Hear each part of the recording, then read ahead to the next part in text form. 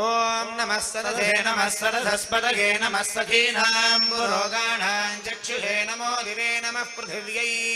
सप्रथसभां मे गोपाय एतसभ्या सभासदः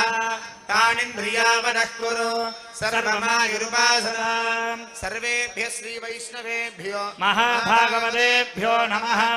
इति नमस्कारं कुर्यात्